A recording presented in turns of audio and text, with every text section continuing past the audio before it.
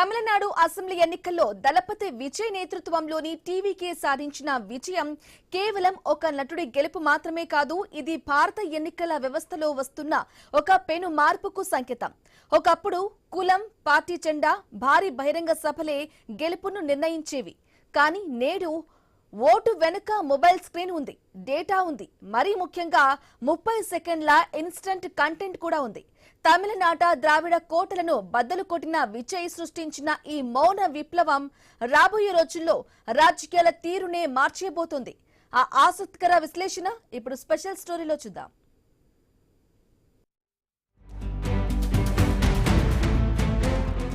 తమిళనాడులో విజయ్ 107 సీట్లతో అతిపెద్ద పార్టీగా అవతరించిన వెనుక ఒక భారీ డిజిటల్ ఇంజన్ పనిచేసింది. నేటి రాజకీయాల్లో క్యాడర్ ఎంత ముఖ్యమో డేటాబేస్ కూడా అంతకంటే ముఖ్యం.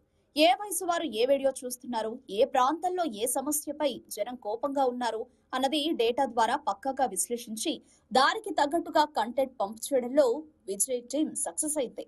భారీ ర్యాలీలు, హెలికాప్టర్ టూర్ల కంటే ఓటర్లకు చేరే 30 సెకండ్ల వైరల్ క్లిప్స్, రీల్స్ ఇప్పుడు ఓటర్ల మైండ్ సెట్ ను మార్చేస్తున్నాయి.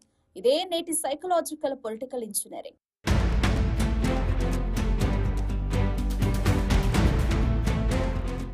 ఈ మార్పును తెలుగు రాష్ట్రాల్లోని చాలా పార్టీలు ఇప్పటికీ సరిగ్గా అర్థం చేసుకోవడం లేదు. ఇప్పటికే వందల బహిరంగ సభలు పాతకాలపు ప్రచార పద్ధతుల చుట్టూనే తిరుగుతున్నాయి.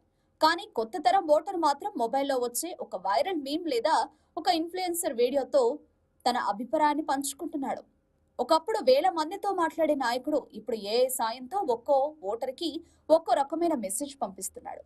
రైతుకు సాగుపై, యువతకు నిరుద్యోగంపై, మహిళలకు భద్రతపై ఇలా ఎవరికి కావాల్సిన నరేషన్ వారికి అందిస్తూ డిజిటల్ గ్రౌండ్ స్ట్రెంగ్త్ పెంచుకుంటున్నారు.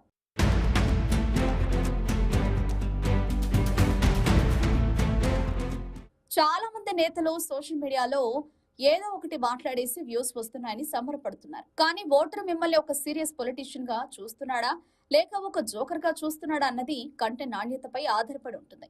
100 యూట్యూబ్ ఛానళ్లు పెట్టి తప్పుడు ప్రచారం చేస్తే ఓటర్లు నమ్మే రోజులు పోయాయి.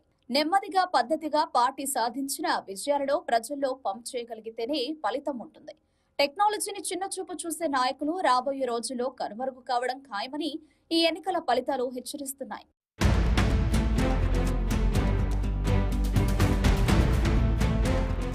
గతంలో కంప్యూటర్ తెలియని నేతలు కూడా గెలిచేవారు. కానీ ఇప్పుడు సోషల్ మీడియా ఆల్గరిథం అర్థం కాని నాయకుడు నిలబడడం కష్టం. నాయకుడి ఇమేజ్ మాత్రమే కాదు, అతని వెనక ఉన్న డిజిటల్ నరేషన్ మిషన్ ఎంత వేగంగా ఉందన్నదే రాబోయే రోజుల్లో గెలుపోటములను నిర్ణయిస్తుంది. ప్రజల్లోకి వెళ్లడం 100% ముఖ్యమే.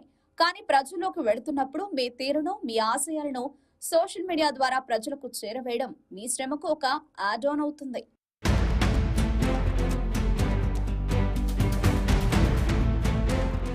చివరిగా చెప్పాలంటే గ్రౌండ్ లెవెల్లో సోషల్ మీడియా చూసే యువతకి ఇప్పుడు ఓటు హక్కు అధికంగా ఉంది.